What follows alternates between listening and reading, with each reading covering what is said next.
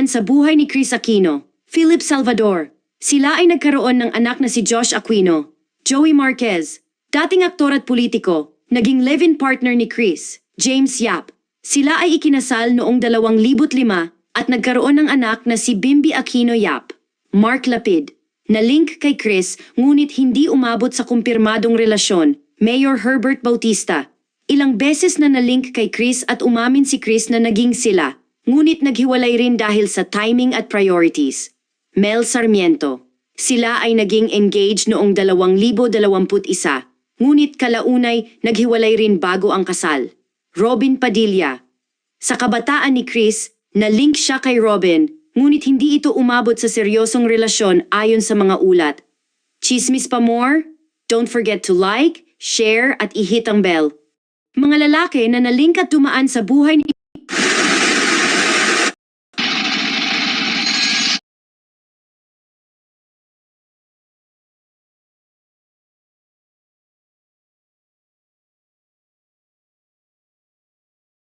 So, Secretary Balisacan, from your point of view, having worked with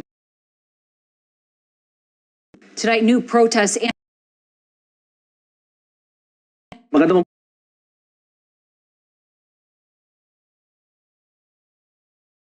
what is your goal in terms of creating more jobs for our kababayans, not overseas, but here in the Philippines? the trust of this administration, and just to be sure, even the past is to create jobs here, so that moving out, migrating is just an option. Yes. It's an option, not a pressure, just to improve your chances and opportunities. Now, if you look at that period that I was talking about, the last 15 years, you see quite a trend that points to improvement in the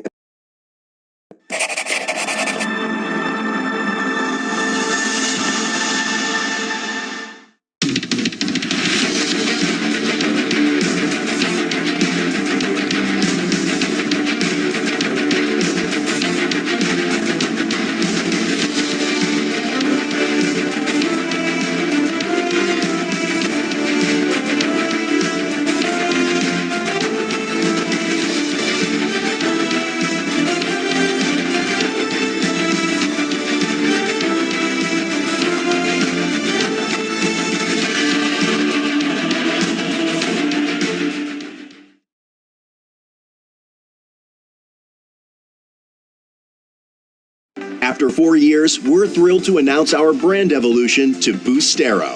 It's more than just a name change. It's renewed commitment to excellence, innovation, and quality. Our team, our services, and our I know you're doing a great job in trying to improve the investment climate, but of course there are so many other issues that come into play, like the bureaucracy, you have the ease of doing business, and of course all the political noise. Secretary Balisacan, this rivalry between the Marcoses and the Dutertes. Is this also hampering your job in trying to attract foreign investors? Because this is what is now being amplified on the global news stage.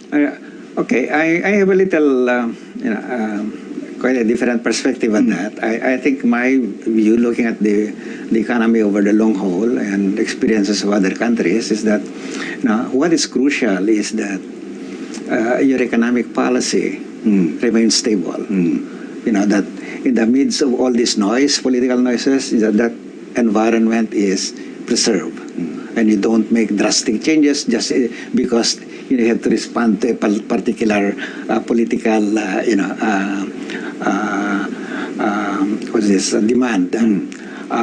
And if you are able to keep that, and I think we are able, that's what something that I see as interesting in the Philippines, that over the last 15 years, despite all these political noises, the economy remained largely, in terms of the policy directions, economic policy directions, in terms of the,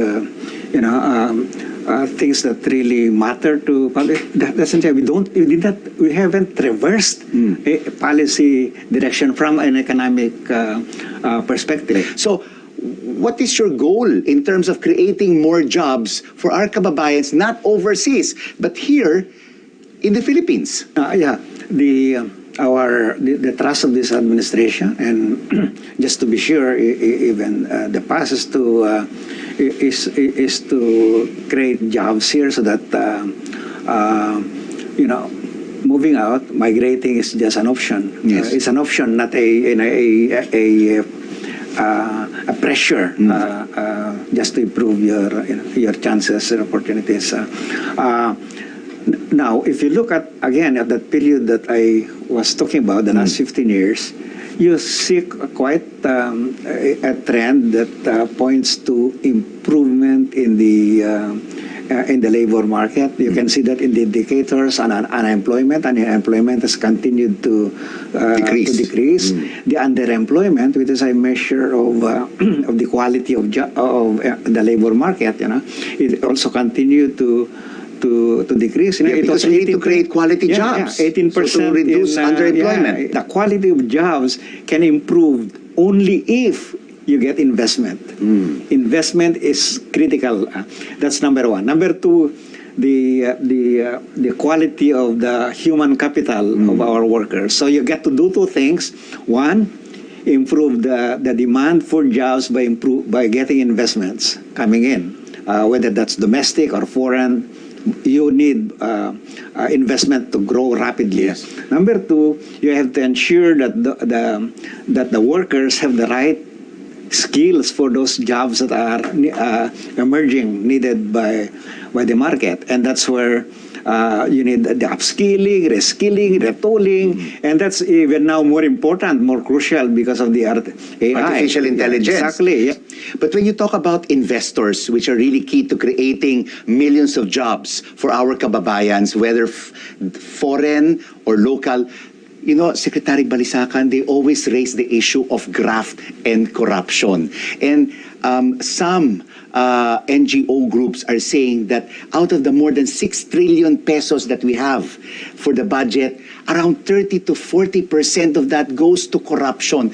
How can this be resolved? How can this major problem be fixed? Because a lot of that can go to our kababayans and to the general services for our people. Yeah, it takes a whole of society approach to address that issue. It's not just the executive branch. You need to get also the legislative, the judiciary, and the whole of society, even as individuals, private sectors. Secretary, a lot of problems on your plate when it comes to managing the economy. Is it a 24/7 job? Are you on call all the time? Well, it's when you accept this a reform advocate at that, so it's an opportunity, it's a privilege, and we have to make it the best